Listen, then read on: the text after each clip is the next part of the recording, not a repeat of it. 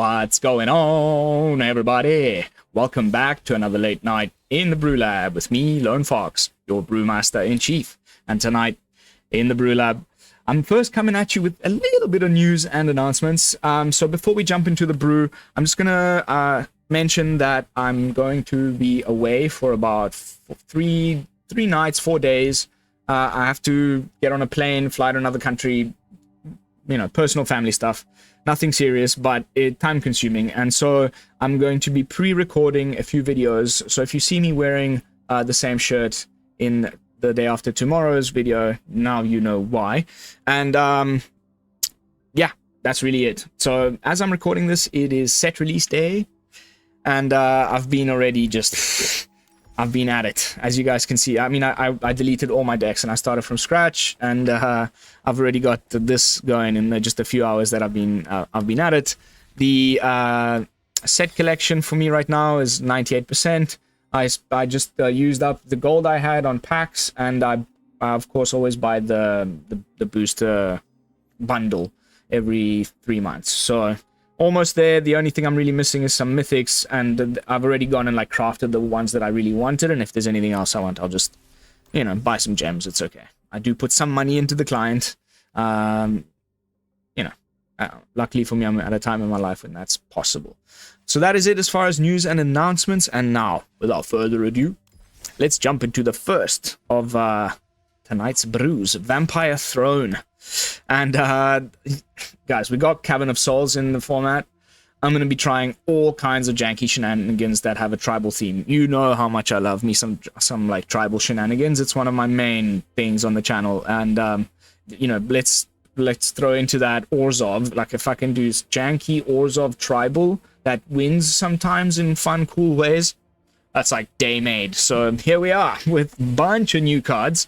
And the main two, like, that you'll be seeing in a lot of videos, I think, over the next few weeks, is the Roaming Throne and Cavern of Souls. Roaming Throne, again, because of my, you know, the tribal stuff, is this 4-mana golem with ward 2. It's a 4/4, which is also nice. It's an artifact, colorless, so you can cast it with any mana if you're having some mana issues with the colors.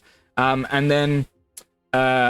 you know, it doesn't die to go for the throat, and it does have ward 2, so if anything else wants to try and kill it, it's not the easiest thing to get off the board. And it's a fairly good blocker against mono red and that. And then you choose a creature type, and of course in this deck you're choosing vampires, but I can't wait to put this in humans. This is going to be in a lot of videos. Be prepared. Because it's basically this like weird Panharmonicon for vampire, you know, for tribal things, but better because it's not just ETB triggers. It's if a triggered ability of another creature you control of the chosen type triggers, it triggers an additional time. And you can, of course, have multiple Roaming Thrones on the battlefield, and then the shenanigans get crazy. So that'll segue me smoothly into some of our creature cards. We've got the full playset of the Voldaren Bloodcaster, one of my favorite of the vampires from, you know, way back then, and one that is cross-synergizing nicely with some of the stuff that's going on with the vampires from Ixalan. They were never intended to be in the same format together, but so no rotation land, here we are. And this one's actually pretty nice because whenever a non-token creature you control dies, you create a blood token. And then when you get to 5 blood tokens, you transform it to the Bloodbat Summoner, and we can transform those tokens into little 2/2 bats. And like any kind of tribal stuff that we can get going is amazing. More on that in a second. But of course, if we've got the Roaming Throne down, whenever a non-token creature dies, we're going to be getting double bats. I mean, double blood tokens. And if we've got multiple Bloodcasters in play, you know, it goes pretty quickly. Like suddenly you've got 6-7 blood tokens out of nowhere, and your Bloodbat Summoners can start swinging in the air as 3/3s and making little bats. It's really... Chef's Kiss, like nice little forgotten old card that I'm loving bringing back to the limelight. Then second creature and first new card that I'm talking about other than the Roaming Throne is Bartolomé del Presidio. He's a 2/1, but it's a free sack outlet. I think we're going to be seeing a lot of this as well in not just tribal decks, but maybe some sort of aristocrats. It's a free sack outlet for creatures or artifacts, which is bonkers. And whenever you do so, and you can do so however many things that you have to sack, he gets a +1/+1 counter, and that alone can just spiral out of control, and you can do those types of tricks where you attack with everything, and they don't really want to block Bartolomé because they go, oh well, he'll just sack everything and then it'll grow too big and we won't trade favorably, so they let it through, and then you just do the sacking anyway, and they get through for the more damage, and then the next turn that problem becomes even worse for the opponent because we have lots of stuff that we can sack to him, not just the blood tokens we just talked about, and here comes more synergies with the Roaming Throne. Sanguine Evangelist has not just the ETB trigger, it has a death trigger and an attack trigger. So 3 different type of triggered abilities that will trigger an additional time if we have Roaming Throne. The ability to just make an additional bat every time it enters the battlefield is so good. And then the battle cry when it attacks that gives +1/+0 until end of turn. If you've got multiple of these Roaming Thrones or multiple Evangelists and you just swing in and it triggers twice, so freaking nice. Like, has won me a few matches out of nowhere, which makes me think there's a more aggressively slanted, probably going into Mardu Vamps.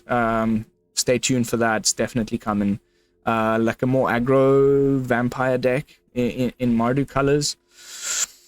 But it doesn't end there. We've also got the Welcoming Vampire, another older card from Crimson Vow. Whenever a creature enters the battlefield with power 2 or less, draw a card. So again, with the Roaming Throne, drawing double cards would have been nice. It was one of the main ones that I was like, please work, but then unfortunately the text box on the Welcoming Vampire, this ability can only trigger once each turn no matter what.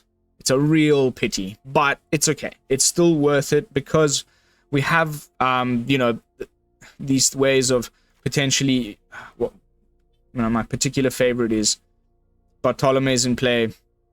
You sack the Evangelist during the opponent's turn. When it dies, you make a bat, and then that is a creature with mana value, with power 2 or less entering the battlefield.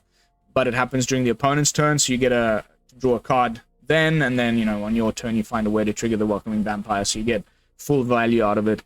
Kind of like I do with the Tokasia's Welcome and Mirex. So pretty nice. But there is a vampire, another new one in the deck, which will get double triggers for drawing cards with the Roaming Throne in play, and that is the Preacher of the Schism, definitely overperforming for me. I'm thinking this is also another card that can definitely go outside of purely vampire tribal, like just mono black aggro. Death Touch 2/4. Whenever it attacks, you either get a 1/1 with lifelink or draw a card, and if you've got this guy in play in this particular deck, that's 2 card drawn or make 2 tokens. Really, really fun. So yeah. As far as new cards, that's almost it. We've got 3 copies of the Queen's Bay Paladin. It's the final card, which will get additional synergy from the throne. It's got an ETB trigger and an attack trigger, like the Evangelist. So whenever it enters the battlefield or attacks, you may return up to 1 vampire card from your graveyard to the battlefield. It has one of these new finality counters, which means if it dies, it goes to the, it gets exiled instead, and you do lose life equal to its mana value. So just, But there's turns where that is just punishing. If we've got the Roaming Throne in play, Queen's Bay Paladin enters the battlefield, you bring back, a Welcoming Vampire and a Sanguine Evangelist. Double triggers, and then the next turn, when you attack, double triggers with the Roaming Throne, bring a bunch more stuff back. It's been great. It's anywhere our top end. You try and play it at a time in the game when you're just trying to close things out. If not that turn, the very next turn. So it's turn 6, turn 5. Let's check it out. I think it's an interesting one compared to, let's say, playing Olivia, which is also 1 mana more. Then, I'm sorry, this deck tech is going long. I'm going to speed things up. We've got Tarrian's Journal. It's another sack outlet that draws cards. And then it's also got additional synergy. At some point you can discard your hand, pay to transform it. You'd probably do it at a time when either the thing in your hand you don't mind discarding, or you have nothing left to discard. And then you get this Tomb of Aclazotz, where usually at the beginning of your pre-combat main phase, you tap it, and then you may cast creature spells from your graveyard, and it costs nothing to tap, so then you can use all of the rest of your mana to So anything that either died or you discarded or you sacrificed to it, then you can start recasting from the graveyard. Really cool. And then we've got the Invasion of New Capenna, which we have so much sack fodder, both through the blood tokens and the creatures and the the creature tokens. Which brings me to my final point when I was talking about the bats earlier. The front side, you get to exile an opponent's artifact or creature by sacking one of your creatures or artifacts. And then we can easily flip it because we've got all these little flyers into the Holy Frazzle Cannon, which is a freaking fun card from March of the Machine. Whenever the equipped creature attacks, you put a +1/+1 counter on that creature, and each other creature you control that shares a creature type with it. So I find myself putting it often on the bats because, we're potentially getting bats from this guy, and we're getting potentially lots of bats from this guy with the double ETBs, with the death triggers, double death triggers, and whatnot. Suddenly you have this little army of bats, and whenever they're attacking, they're getting +1/+1, +1/+1, and it just spirals out of control. 1 or 2 attacks like that, and the game's gone. And it's just a fun, flavorful card I thought would be good to have in the deck. Otherwise, just Sheoldred's Edict, 3 Go for the Throat, and 1 Legions to Ashes for some additional removal. And that is the deck. I'm done. Let's jump into some games. Of course, early Mythic this month, as you might have seen from some posts on various social medias. So the jankening can truly begin. I am so excited. This set is, for me, so far, the best we've had since Kamigawa, I want to say, which is, big talk. I may go, if we draw a land now, I may go Journal into Welcoming Vampire. Oof. Okay. Freaking ramp, I guess. Okay, no, it's just Naya Vamps. Just. Yeah, I mean, get rid of your ramp. We got no land, unfortunately, but this prevents him from at least going into, like, straight away ridiculous 4-drop. Woo!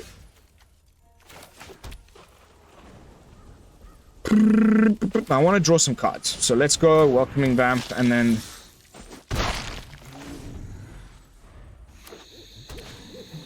this guy is bonkers because now he gets to just straight up go like Ward 2. We don't have enough to pay the ward. I guess the Death Touch. Nah, I think hard draw off the Vampire. Now we've got mana for whatever. I mean, we don't have to take out the ward guy, honestly.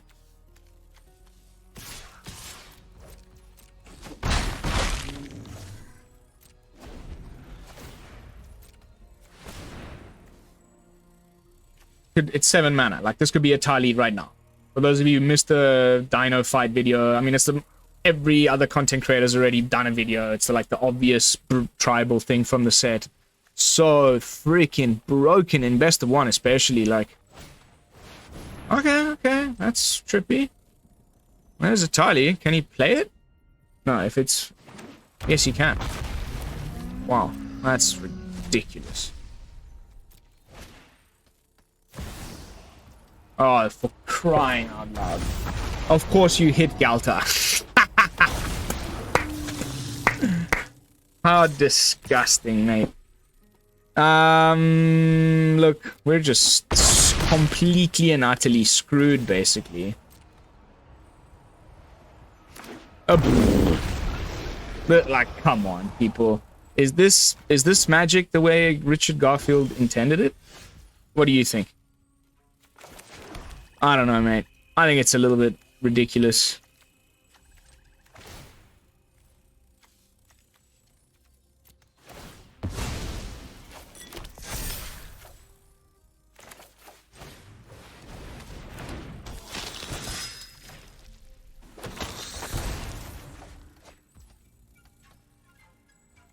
Good game. Yeah, Yeah, dinosaurs are gonna be a real problem, I think, in best of one, like ladder. It's gonna turn into that like eye rolling mono red thing where like, oh my goodness, how the hell am I supposed to deal with this pressure so rapidly? So much power on the board. I think it's gonna shift the meta like more than we think into, you know, more. Anybody who's not trying to join them is gonna have to try and beat them with like Sunfall. Sunfall and multiple removal spells early.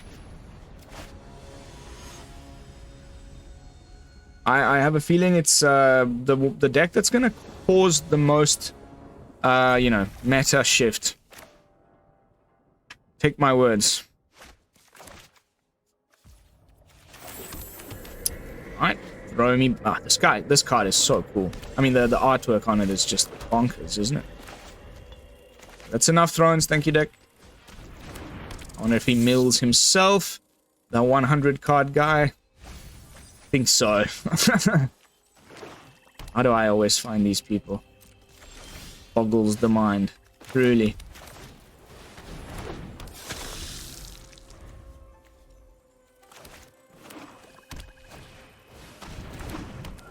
Yep. I mean, the first creature you play is bound to be removed in pretty much every game of Magic in your life, so that's pretty normal. Luckily, we found a Paladin, so if we get a land next turn, we can just bring back our Vampire right away. It was pretty cool, eh? Oh, God, what? Excuse me?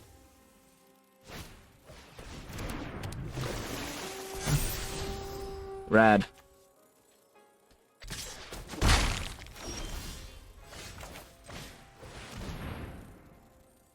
I got another couple of those, mate. Just to watch. That was pretty intense. Okay. 100 card deck player managed to find 2 of the same cards within the, you know, the same. Sure. Whatever, man. I'll take it, like. The chances of that are about as much as nothing. Okay, getting to see a new card, Starving Revenant. Not a huge fan. I mean, you need to have something to mitigate this life loss. If you put those cards into your hand, you start to not to be a happy chappy. Okay, so, I mean, hell yeah. Let's go double Paladin trigger.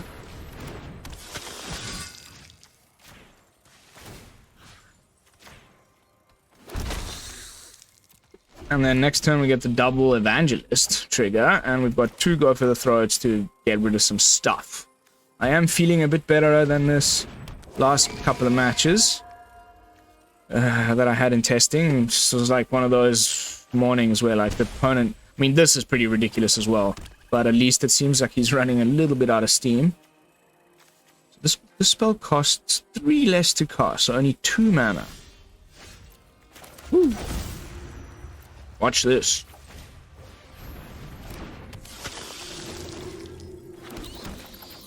Trigger, trigger, trigger, baby.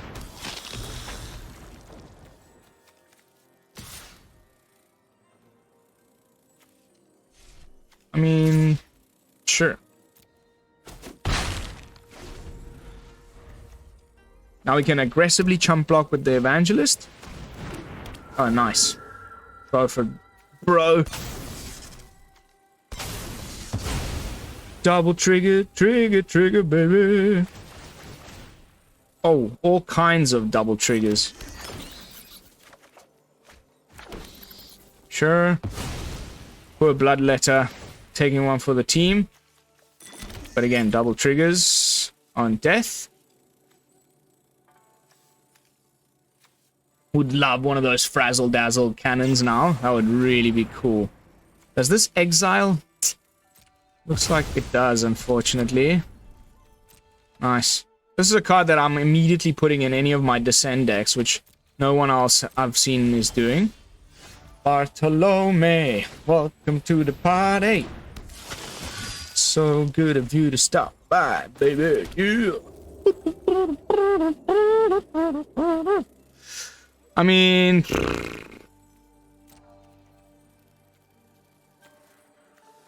we be chilling, man. We be chilling, man. I think we probably can start attacking once. I mean, this will...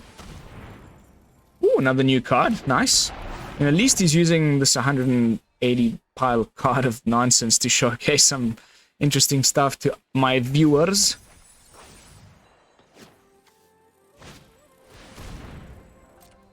The writhing necromass. Get rid of that. Right, why not? I think we also just get rid of that so we can start attacking with our flyers. And then I'm also going to discard this guy. I think that's enough. Roaming Thrones for one game. Crying out loud. Is there anything worse than flooding? Yay! Double freaking triggers with this guy has been so damn nice.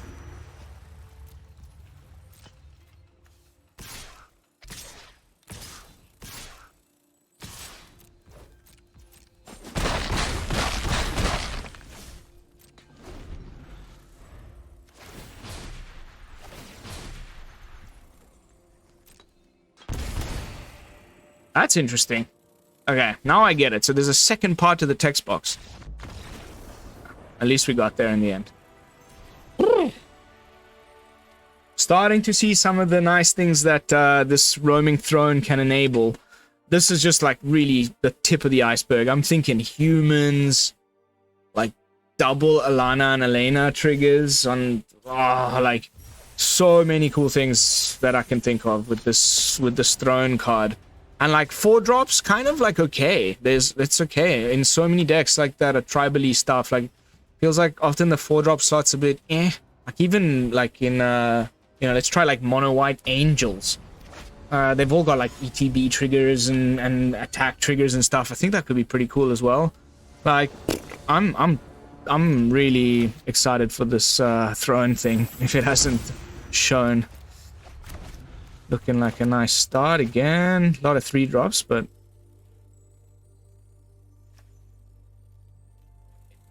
A Rock playing mono red Kumano. This just been getting the yawn face from me all day. Like, get a pair of balls, bro. Why don't you try and play something different? Been this nonsense for months and months and months. So now my plan is to play the 4 toughness one, but not block.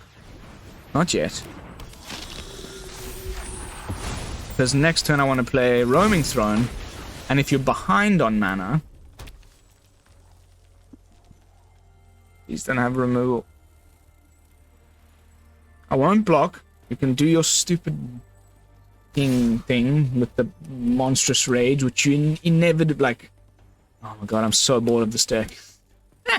And like mono red got nothing from the new set, pretty much. Like maybe, meh. Let's see.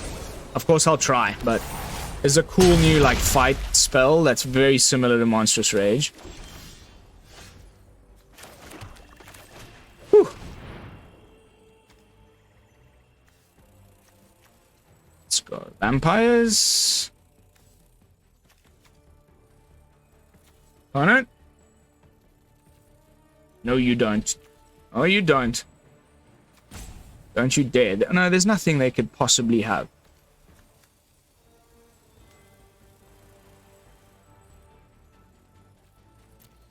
Then we're gonna go swing-a-ding-ding-a-ding-a-ling-ding.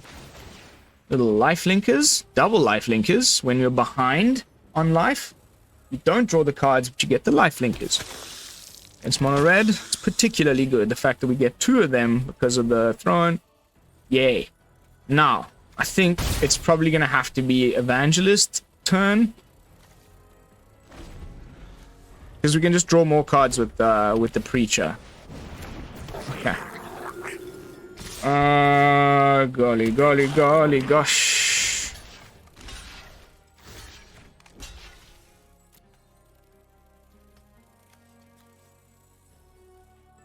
even with the freaking damn Monstrous Rage. Let's see what he decides. If he wants to get rid of my Roaming Throne by putting the Monstrous Rage on Squee. Okay. Okay, I mean, that's barely acceptable, but I'll take it. Whew. It's gonna have to be Sanguine because of the double triggers, right?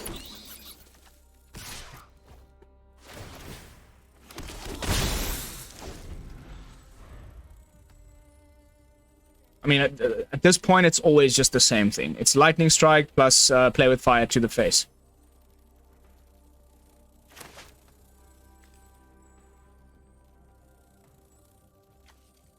Yeah, I know. Thank you, but again, you probably have Lightning Strike and Thingamabob. Oh, yes, baby! That's what I like to see!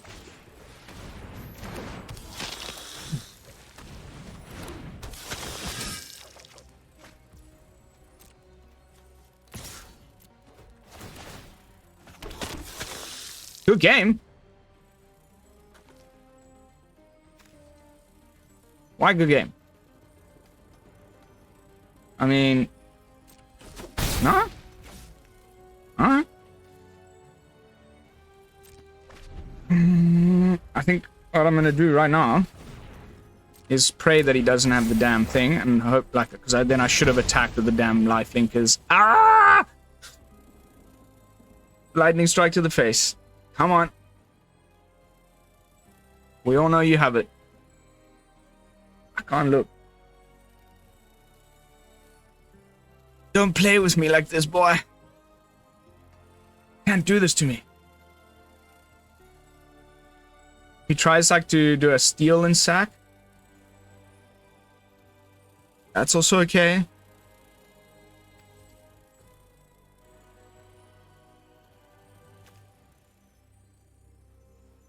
You know, the pressure here is driving me crazy.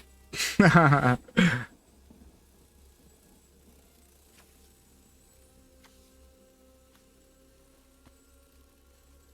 wonder if he's just being a salty roper or if he's deep in the tank. He's trying to find the line. Because he knows if he lets me have another turn, and it's GG. Because I'm gonna freaking go ham next turn with the Evangelist double trigger, giving the life gainers an additional +2/+0. And that'll be the end of that. So he's still in the match. He's touching my cards. Having a little fondle. If he tries to... whatever he tries to steal, I'll sack to the Bartolomé. And if he tries to steal the Bartolomé, which would be the good play, then I'll still, before the... you know, while it's on the stack, I'll snag the... like, I'll sacrifice the Evangelist to get a double trigger there. Oh, he drew a land. He's going for the swing. Oh. Mate. Don't keep us on edge like this. I think I need to include some little bit more life gain than just the guys from the freaking creature. I mean, it's nice, but... okay, here comes the attack. Whew.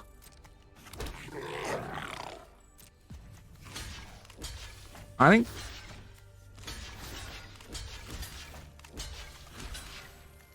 Nah. I think also what needs to happen here is this.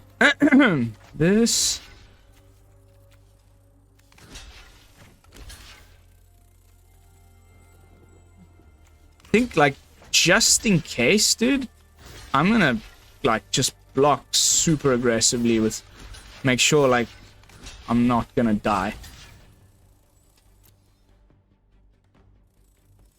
Just in case there's some, like, stupid combat trick followed by something else.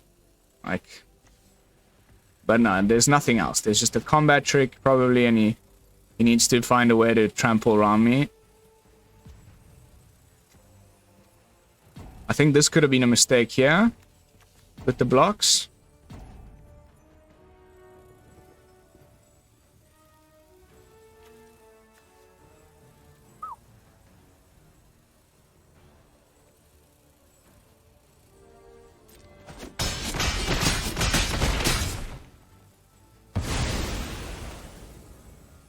Triggers, baby. Trigger me up.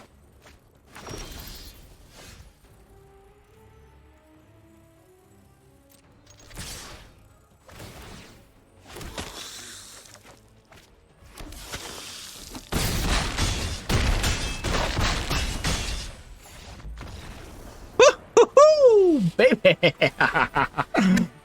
Yes. Oh my goodness, there's nothing better than beating this freaking same old tired mono red for months and months on end. Just right now, it's giving me my most joy. I've you know, it's typical little bit of sadness that you feel on set release day when you're a privileged content creator like myself, where, you know, I already have the whole full set, and no, you know, I get it. These people, you know, not everybody can just suddenly go ham with the new cards. So the safe, easy option is just to continue to play mono red if you're trying to ladder and whatnot. But it's just like, it feels like the new set hasn't dropped yet, because this morning alone I ran into like 6 mono red players, or, you know, one was Gruul. It was 5 mono red and 1 Gruul, but like Kumano, Swift Spear stuff anyway, in a row. It's just, oh my god, dude. Did anybody not see that we got a whole new set of cards that we can play with, or what's going on? But all right, final match of the night. That one went a little bit longer, so unfortunately we're a bit strapped for time. We're already at the 32-minute mark, but I think, you know, if this one goes a bit quick, we might go a bit longer. I've been very fluid with the timings these days. No longer than 45 minutes, but no shorter than 25. It's been my new sort of...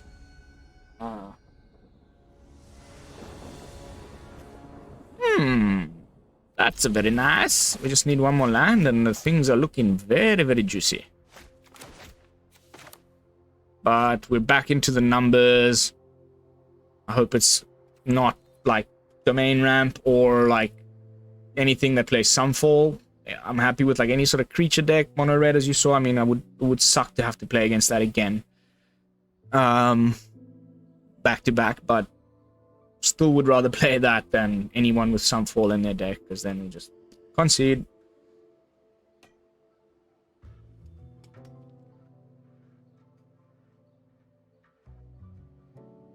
Candy!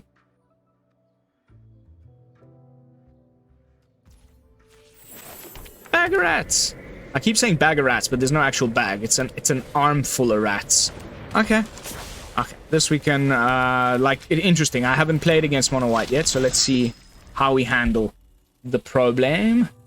Could be anything at this point, but I think, like, roaming throne is going to be nice. Especially if they don't go, like, you know, it could have been straight away into the Talia, blah, blah, blah. It would have been so boring. Okay.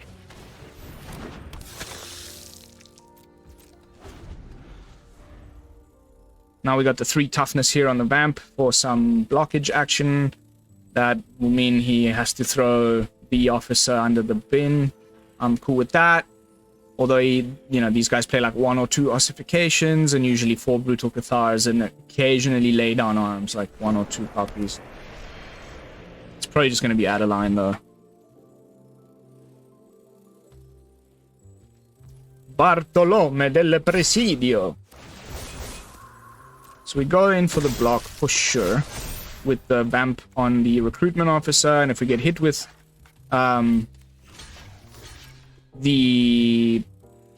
Eiganjo land, then we just sack it to Bartolomé, and they wasted themselves a land.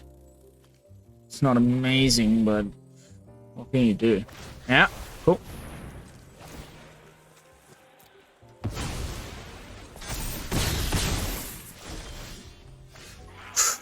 Okay.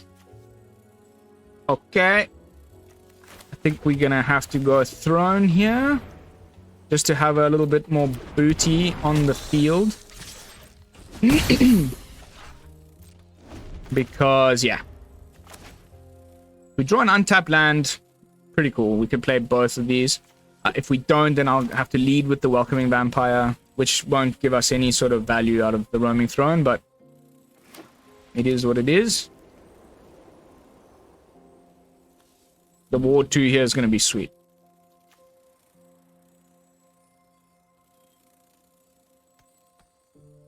And if it is, you know, lay down arms, we can wait for him to pay the ward and everything, and then just sack it to Bartolomé.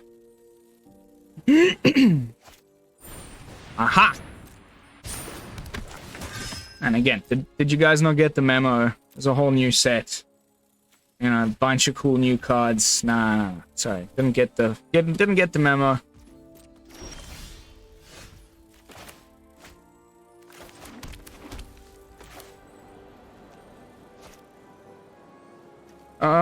So hard to choose, baby. But I think it's gonna have to be... Frickin' frick. Decisions. But I need to be able to draw another card, so... Unfortunately, like I mentioned in the introduction, it will not trigger twice, because of this very frustrating line of text that Wizards has been using a lot lately. It supersedes whatever else has got going on in the game. It just period will, like, it'll even go and like kind of gray out the text box.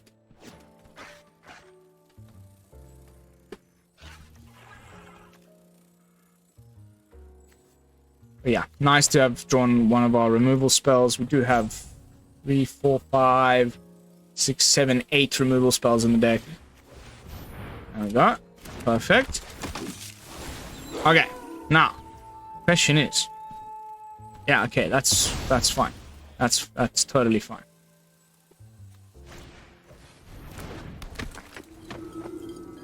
I guess he swings with Knight Errant and the Initiates. Just the Errant. Okay. Cool.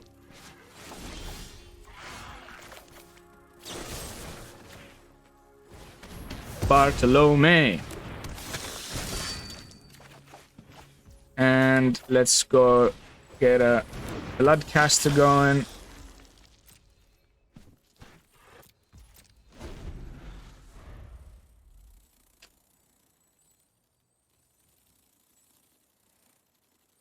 Double Bloodcasters is a good thing, but it means I have to probably just block really badly this turn as well, which is just so frustrating. Because with the double triggers from the Roaming Throne and having two Bloodcasters in play, that just, I mean, the amount of blood tokens goes bonkers. The problem is I don't want to sacrifice the Welcoming Vampire because it's card draw, and I don't want to sack anything right now. Let's see how he attacks. Hopefully he kind of just holds back a little bit longer for one more turn. Skrelv is bad. Skrelv is incredibly bad. Fortunately, we have colorless cards.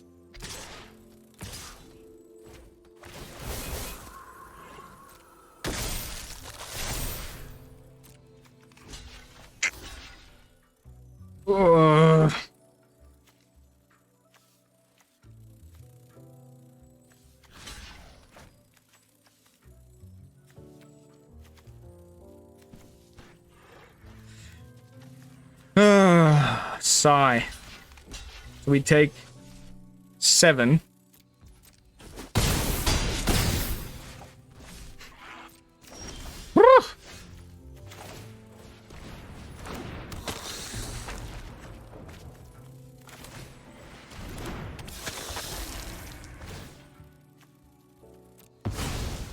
Trigger mania, baby.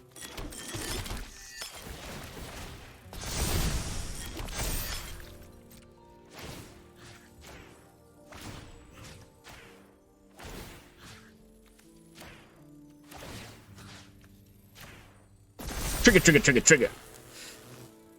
I mean, you know, that's not terrible. We gotta hold back blockers, which is very, very annoying. Because he can name either white or black with the thing. You know, there's some stuff I need to just keep in mind here.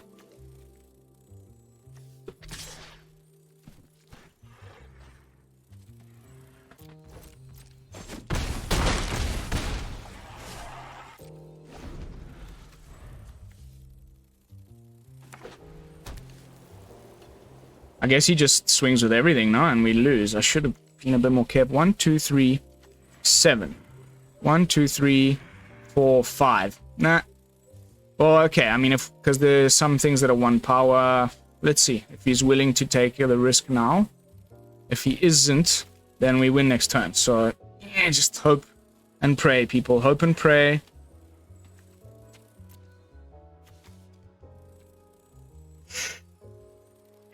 And kill a bat.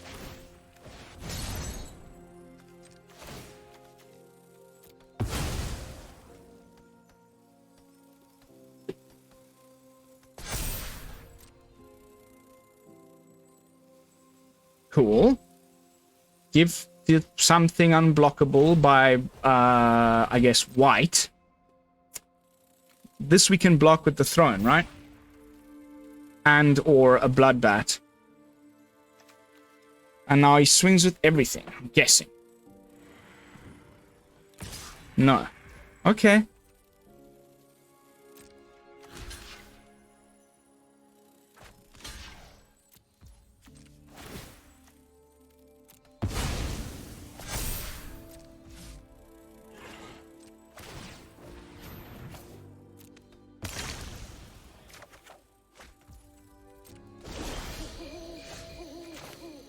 Okay.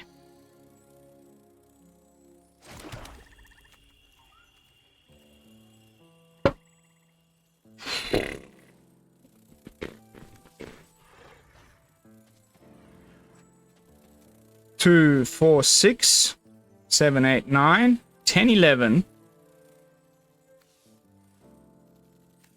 12, 13 with the Restless Fortress. And we get an extra dude here. Whew, we did it.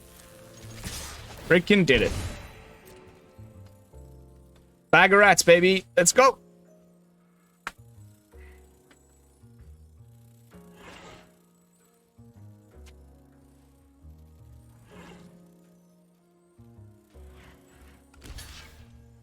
You can imagine these little batties with the holy frazzle cannon. How fun that is.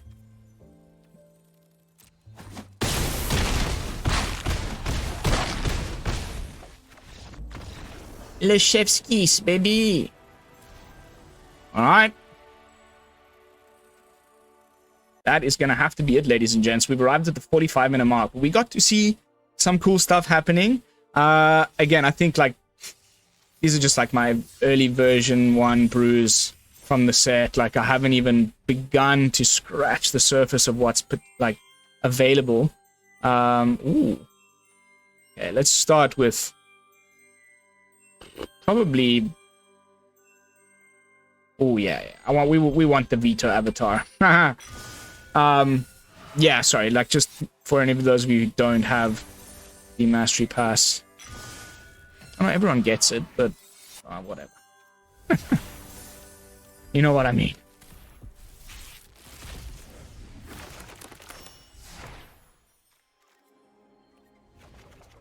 So, jumping back into the deck with my final thoughts and overall review.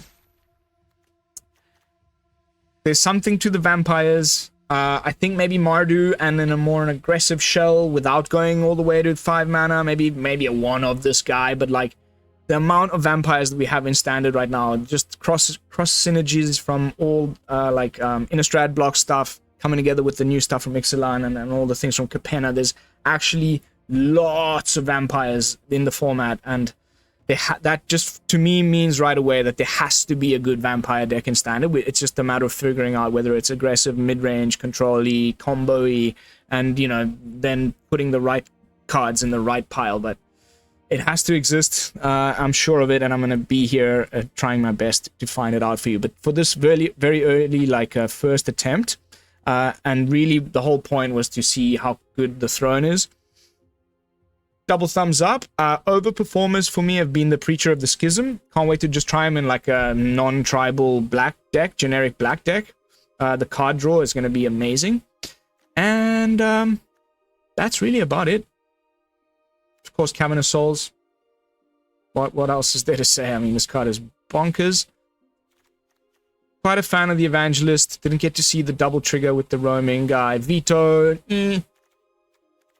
Another deck. Different sort of a deck. More than Aristocrats deck. We'll get there. We'll get there. I'm going to definitely try more of just a Vito-focused deck. But yeah, that's going to be it for this one, guys. Thank you all so much for watching. As always, don't forget to like, comment, and subscribe. I will be seeing you all in the next one with another fresh brew. And until then, this is Lone Fox from the BrewLab signing out. Peace, y'all.